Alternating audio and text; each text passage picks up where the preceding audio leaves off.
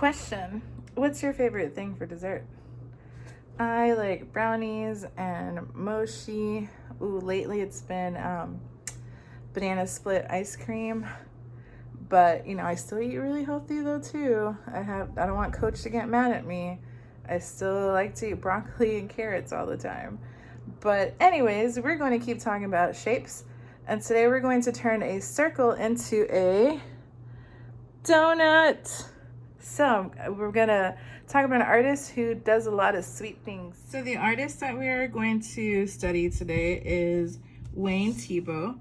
I have a really hard time saying his name. I honestly, every time I teach this guy, I have to look it up because it's a really hard word for me. Sometimes words can be hard. But anyways, this guy is an American artist. He used to be a graphic designer and a cartoonist. He actually worked for, he was like an assistant at Disney for a while too. But he is most known for being a painter. And he did a lot of still lifes. Remember, a still life is you're drawing from life. It's something that is still and in front of you that you're observing, you're looking at, kind of like this fruit bowl here with my banana and flowers. And remember, we set up our little still lives in front of us. We can't touch it, we don't move it, so that when we draw it again, we know it's gonna look exactly the same. And so he was known for doing lots of sweet desserts and cakes. And he also did a lot of people in San Francisco. But when you think of his name, or when you see his name, most people think about his cakes and cupcakes. And so his paintings, he did lots of very heavy pigment, which means colors, exaggerated colors. Like, we're gonna talk about shadows, and if you notice, these shadows are all colored. They're not just a black shadow that you would normally see or a black shade. He's adding colors to the shadow. And so that's what we're going to be doing today when we make our donuts. So we're going to review highlights and shadows. Remember, a highlight is where the light is touching the object. So like when you look at your friend, well, I guess you can't have friends over right now. When you look at your sibling or someone in your family and you look at their hair and it's white, but their hair is actually dark, where it looks white, it's because that's where the light is touching it. Or when we talk about our faces and that shiny part where it looks white on your nose, or on your cheeks or on your chin, that's where the light is hitting it. That's where it's going to be super, super white. And shadows are created when the sun or the light source is blocked. So like if this is my sun and there's a sphere right here, whatever the light is being blocked, it's creating a shadow. So the sphere is blocking the light, so that's how it creates a shadow.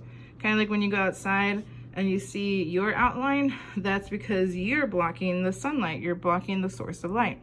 So today we're going to make donuts. You're going to need, if you have your papers that remember we painted on and we colored on, if not, you can make your own papers by coloring recycled sheets of paper like this, because we're going to use 2 pieces for our background, and you're going to need a separate clean sheet so that we can draw our donuts on that. So I'm going to show you how to get started. So we have our papers that we're going to use for a background, and I have some scratch paper, recycled paper, that I'm going to use to draw my donut.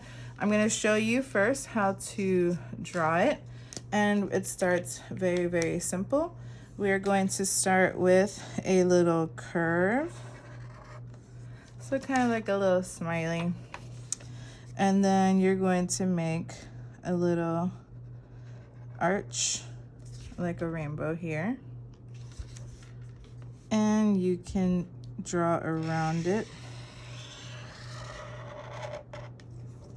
And now I have my donut or bagel, and I'm going to add the frosting,